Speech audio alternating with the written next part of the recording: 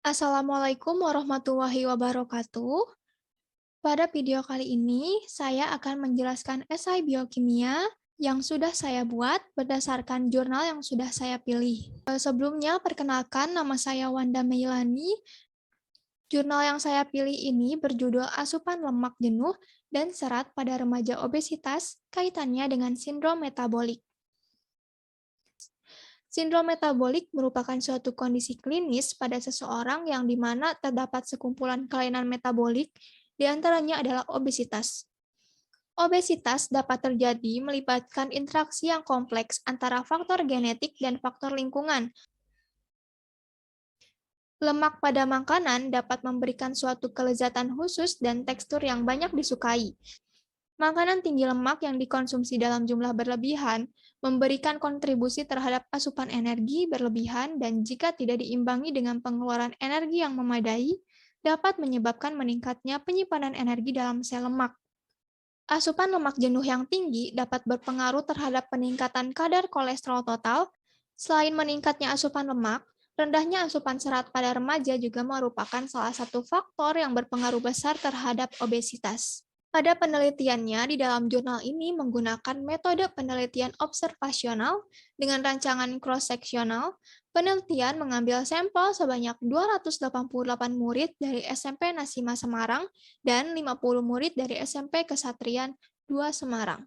Seseorang dikatakan mengalami sindrom metabolik bila memiliki sedikitnya 3 komponen dan 5 komponen sebagai berikut, yaitu yang pertama mengalami obesitas abdominal, kadar trigliserida lebih dari sama dengan 110 mg per dl, kadar kolesterol HDL kurang dari sama dengan 40 mg per dl, kemudian kadar glukosa darah puasa lebih dari sama dengan 110 mg per dl, dan tekanan darah subjek dikatakan tinggi apabila salah satu atau kedua lebih dari sama dengan persentil ke-90. Di sini ada tabel karakteristik umum subjek penelitian.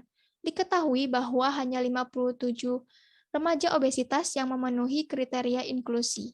Sebagian besar subjek adalah perempuan dengan jumlah 34 orang.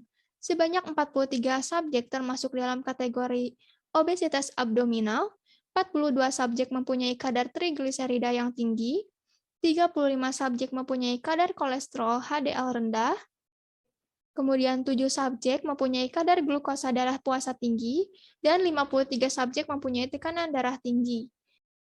Kemudian untuk tabel kedua ini mengenai deskripsi asupan lemak jenuh dan serat.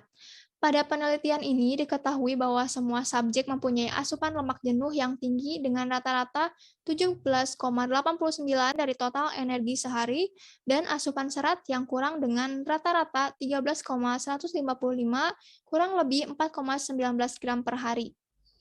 Kemudian tabel ketiga adalah asupan lemak jenuh secara statistik tidak berhubungan dengan lingkar pinggang, kadar trigliserida, kolesterol HDL, glukosa darah puasa, maupun tekanan darah. Sementara itu, asupan serat berhubungan dengan kadar trigliserida. Untuk itu, saya menyimpulkan yang pertama, sindrom metabolik lebih banyak dijumpai pada remaja laki-laki dibandingkan remaja perempuan. Karena pada remaja laki-laki, terutama yang mengalami obesitas, cenderung mempunyai deposit lemak di daerah atas tubuh, khususnya pada tengkuk, leher, bahu, dan perut yang disebut obesitas android. Kesimpulan yang kedua, remaja obesitas pada penelitian ini memiliki asupan lemak jenuh melebihi 7% dari total energi sehari. Sementara, kebutuhan remaja akan lemak jenuh adalah kurang dari 7% total energi sehari.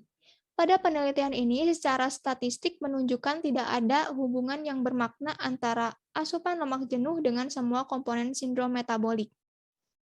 Yang ketiga, secara statistik asupan serat berhubungan dengan kadar trigliserida darah, namun tidak berhubungan dengan lingkar pinggang, kolesterol HDL, glukosa darah puasa, maupun tekanan darah.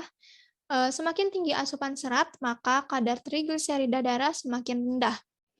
Serat makanan berperan dalam mengendalikan kadar lemak darah termasuk kadar trigliserida dengan cara memperlambat absorpsi gula dan mengikat asam empedu, lemak, dan kolesterol, serta mengeluarkannya bersama feses. Mohon maaf bila ada kesalahan. Terima kasih. Wassalamualaikum warahmatullahi wabarakatuh.